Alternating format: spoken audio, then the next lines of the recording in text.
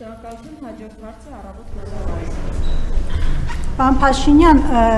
ձեզանից առաջ ձեր թիմակիցներն էին արցախցիներին ասում մնայիք կռվեիք չգայիք, դուք երևի գիտեք, որ 2023 թվականի սեպտեմբերի վերջին Արցախում ցեղասպանություն է եղել, միջազգային փորձագետներն են դա փաստել։ Ցեղասպանության պայմաններում մարդիկ կռվել են մինչև վերջ, ինչքան կարողացել են։ Հիմա մնայիք չգայիք ասելով դուք ինչ նկատի ունեք, դուք եւ ԿՊԱ-կանները ԱԺ-նախագահ Ալեն Սիմոնյանն էր ասում, մնային մինչև վերջին արցախցին ցեղասպանվեին, սպանվեին, գերեվարվեին, որ չգիտեմ, այստեղ դուք լավ զգայիք, ինչ է ձեր ասածը, այս հարցի պատասխանն ենք ուզում ստանալ եւ մեկ հարց էլ միշտ դուք սպառնում եք, որ պատերազմ կլինի, ձեր ընդդիմախոսներն էլ ասում են, գիտեք ինչ կա, դուք եք վերել պատերազմը, ձեր օրոք է եղել, օրինակ երեք Արման Թաթոյանն ասում էր պատերազմի կուսակցությունը դուք եք, ասում եք ինչի պաշտպանությունը, ինչու եք ձախողել պատերազմից հետո, որ այսօր էլ ասում եք, որ ամեն մեկը կարող է մեզ սպառնալ պատերազմով եւ ըստ էության դուք էլ դա օգտագործեք նախընտրական փուլում։ Շնորհակալություն։ Դե գիտեք, մենք ասում ենք, մեզ ասում ենք եւ ժամանակաշրջանը հարմար է, որպեսզի Հայաստանի Հանրապետության ժողովուրդը գնահատի։ Ի վերջո, ընտրությունը նաեւ բանավեճերը հանգուցալեցելու միջոց էր, չէ՞, որովհետեւ 2021 թվականին էլ 2018 թվականին էլ դրա մասին էր եւ թող խնդիրը այնա, մենք պետք է ակտիվ հաղորդակցության մեջ լինենք եւ գնահատվի դա։ Եվ մենք ժողովրդի հետ մեր ունեցածը կիսում ենք եւ մենք հանձնվում ենք ժողովրդի դատին, ինչպես դա արել ենք 2021 թվականին։ Մենք նախորդ անգամ քաղաքական որոշմամբ արտահերթ ընտրություններով, այս անգամ հերթական որոշմամբ եւ ժողովուրդը մեզ կդատի եւ ուզում եմ էլի վերահաստատել, որ ցանկացած որոշում, որը կայացնի Հայաստանի Հանրապետության ժողովուրդը, մենք այդ որոշմանը հնազանդ կերպով կենթարկվենք։ Ինչ վերաբերում է ձեր առաջին հարցին, գիտեք, պետքա ես չի ուզի այդ թեմային անդրադառնալ, բայց ուզում եմ ասել, որ 2023 թվականի իրադարձություններից հետո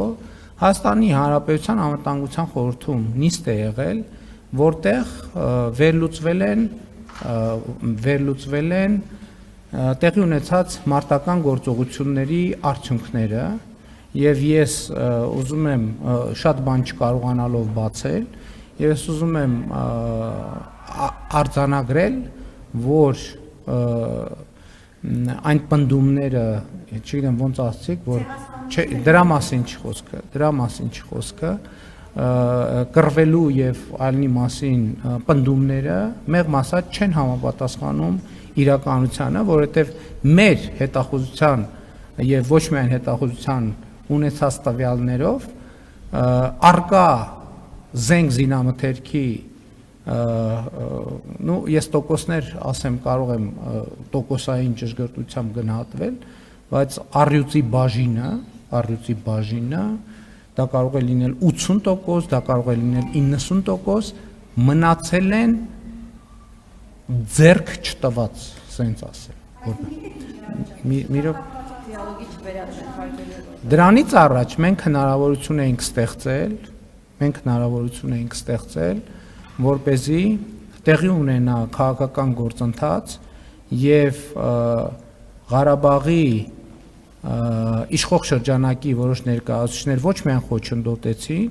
այլև իրականացրեցին իշխանափոխություն Ղարաբաղում եւ Հայաստանի ազգային ժողովում շնորհավորում էին իրար եւ այդ շնորհավորանքներից հետո ընդամենը մի շաբաթ հետո տեղի ունեցավ այն իրադարձությունները, որ տեղի ունեցան։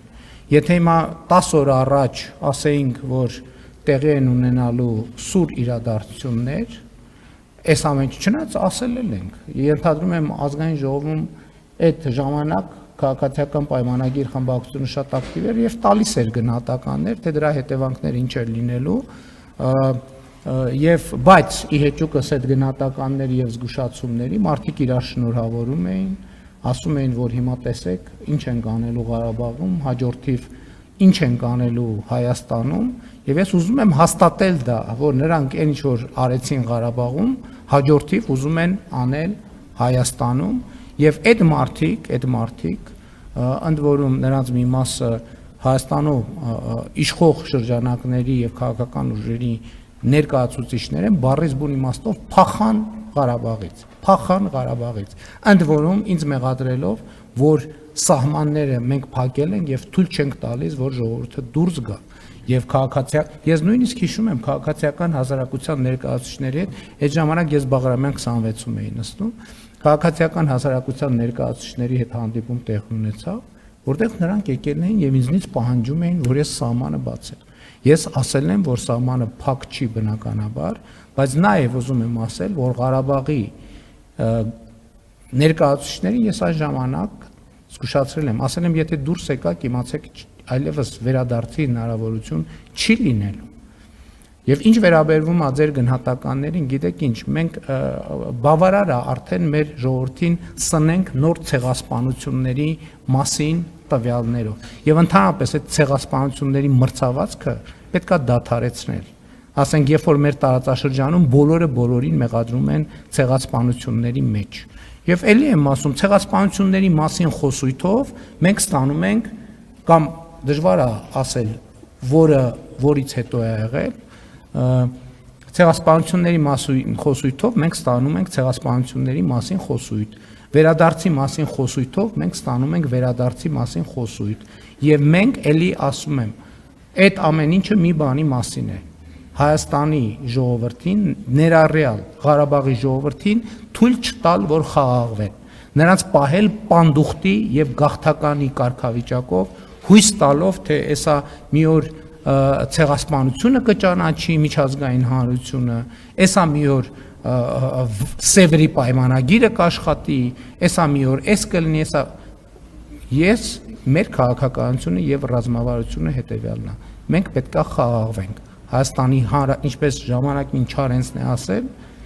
կա Հայաստանի Հանրապետություն եւ ուրիշ ոչինչ։ Ուրեմն կենտրոնանում ենք Հայաստանի եւ տնավորվում ենք Հայաստանի Հանրապետությունում։ Իսկ այդ միֆերը կռվել են միջև վերջ եւ այլն եւ այլն։ Իմիջայլոց կարիքը լինի այդ տվյալները կգախնա։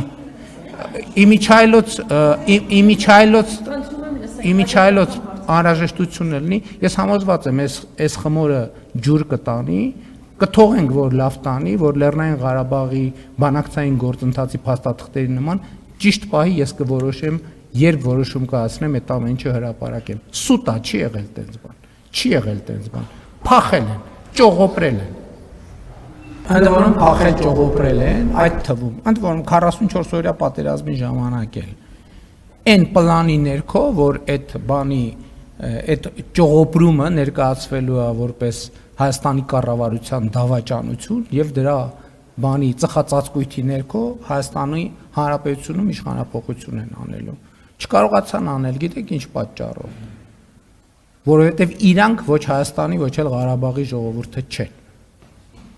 Այդ մարդիկ չեն ներկայացնում ու չեն ներկայացրել երբեք Հայաստանի եւ Ղարաբաղի ժողովրդին, որովհետեւ չեն ունեցել լեգիտիմություն։ Չեն ունեցել լեգիտիմություն։ Ժողովուրդը ոչ Ռոբերտ Քոչարյանի, ոչ Սերժ Սարգսյանին, Լևոն Տեր-Պետրոսյանին մի անգամ ընտրել է, դրանից հետո չի ընտրել։ Նրանք երբեք Հայաստանի լեգիտիմ ղեկավար չեն եղել։ Եվ այդ է եղել պատճառը Ղարաբաղի վերջին ներկայացուցիչները։ Նրանք լեգիտիմություն չեն ունեցել ընդհանրապես։ Նրանք ում ներկայացուցիչն են, ընդհանրապես ում են ներկայացրել, այդ հարցը պետքա պարզաբանվի եւ այս օրերին այդ հարցն է պարզաբանվում։ Լևոն Տեր-Պետրոսյան, Սերժ Սարգսյան, Ռոբերտ Քոչարյան եւ նրանց քաղաքական ուժերը ներկայացնում են ում ասես, բացի Հայաստանի ժողովրդից։ Նրանք Հայաստանի ժողովրդի հետ կապ չեն ունեցել երբեք։ Եվ Լևոն Տեր-Պետրոսյանն նա, որ իր առաջնորդությամբ Հայաստանը եւ հայ ժողովրդին ներքաշել այս ավանտյուրայի մեջ։